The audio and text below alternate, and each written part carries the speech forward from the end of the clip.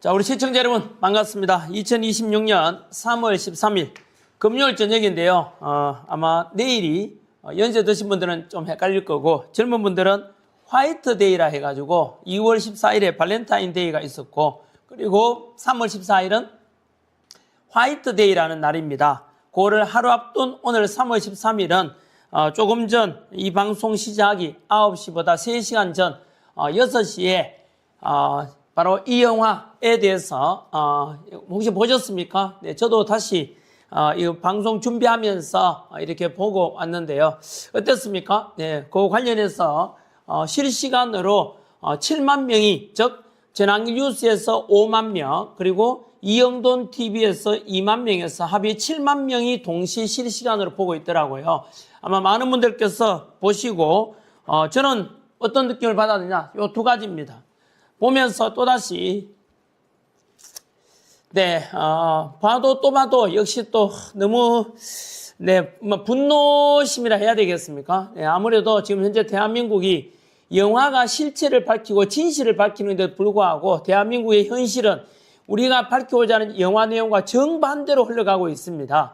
즉 영화에서는 내란이 아니라 비상계엄은 조작된 것이고 그 조작범이 내란 우두머리 이재명과 더불어민주당 그리고 내란 주동 세력이 선동 세력이 바로 좌파 언론들과 공수처와 사법부와 헌법재판소가 한편이 돼서 우리 자유우파 세력들을 괴멸시키고자 그 선두에 서 있는 윤석열 대통령 역시 너무 억울하게 당하고 있는 모습에 대해서 여러분 너무나 저는 또 분노심이 끌어올랐습니다. 특별히 곽종근이 머뭇머뭇거리면서 거짓말하는 그 위정하는 장면 영화를 보면서 또 홍장원의 가짜 메모 누가 봐도 초등학생이 봐도 저거 가짜다라고 알겠지만 지렁이 메모 지렁이 글씨 메모 그리고 모스 부호 같은 이런 메모 말이 됩니까?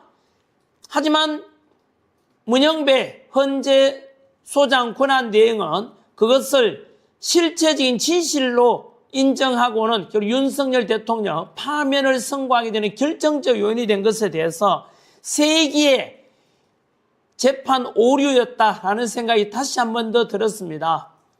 이런 사실을 제일 잘 알고 있는 게 누구겠습니까? 가장 잘 알고 있는 것은 당사자인 윤석열 대통령과 김용현 국방부 장관 아닙니까? 하지만 현실은 윤석열 대통령 현재 1심에서 무기징역을 선고받았고 김용현 국방부 장관은 1심에서 징역 30년을 선고받고 있는 이 현실 속에서 덧붙여 윤석열 대통령이 국회에 보낸 계엄군보다 선관위에 보낸 계엄군이 더 많았지 않습니까? 그 부정선거 실체를 밝히고자 했던 우리 윤석열 대통령의 소망 아직도 이루어지지 못하고 있습니다. 윤석열 대통령 역시 갇혀 계십니다. 그래서 저희 자유한국당과 전환길은 일관되게 윤어게인 윤석열 대통령이 추구했던 가치가 옳았음을 매일매일 외치고 있습니다. 1년 넘게 매일 동안 쉬지 않고 외치고 있습니다.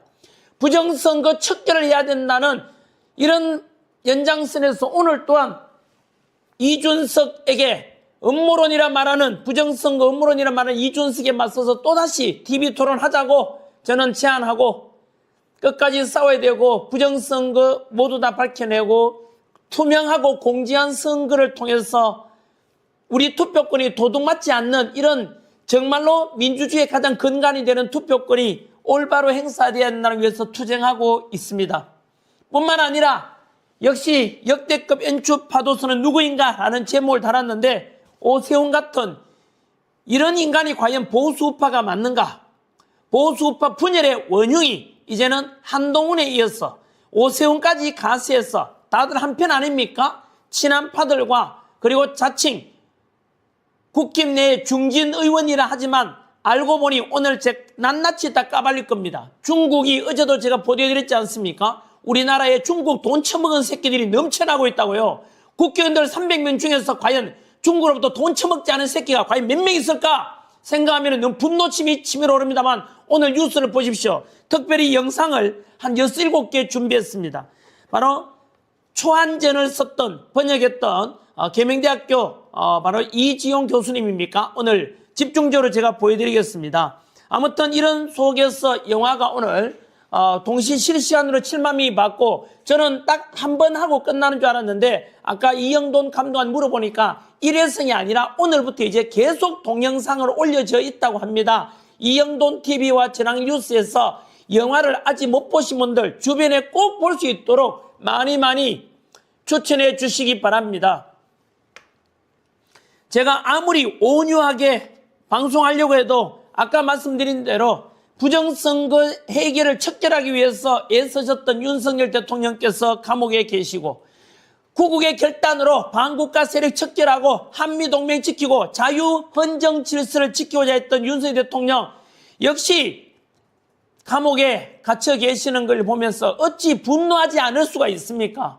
불의가 판치고 불의가 정의를 누르고 있고 그 진실을 가리우고 있는 이 대한민국 현실 속에서 그 불의하고 부정한 방법으로 집권하고 있는 이재명 정권을 바라보면은 제가 어제 말씀드렸지 않습니까? 이재명이 물러나거나 아니면 대한민국이 망하거나 둘 중에 하나는 해야만 됩니다. 어쩔 수가 없습니다. 그런 현실을 볼 때 아마도 이런 현실을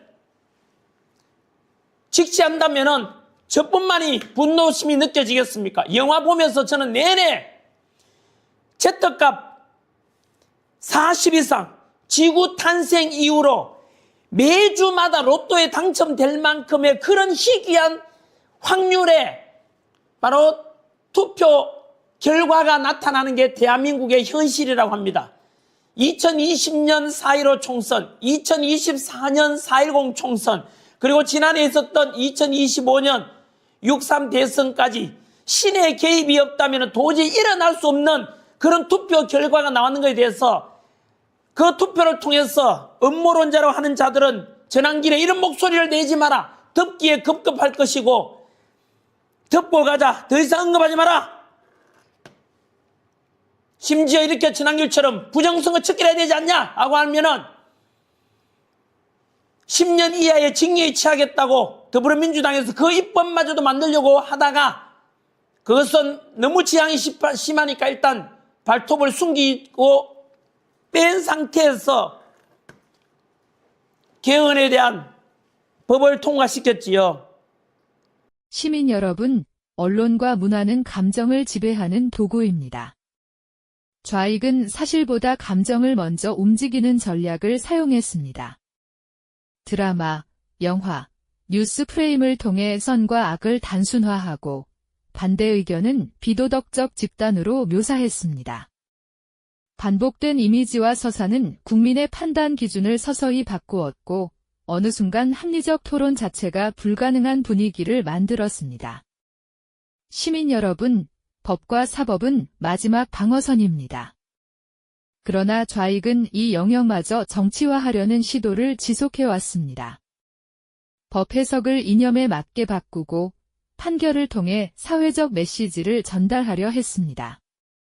법이 정의의 기준이 아니라 투쟁의 수단이 될 때 국민은 보호받지 못하고 불안 속에 놓이게 됩니다.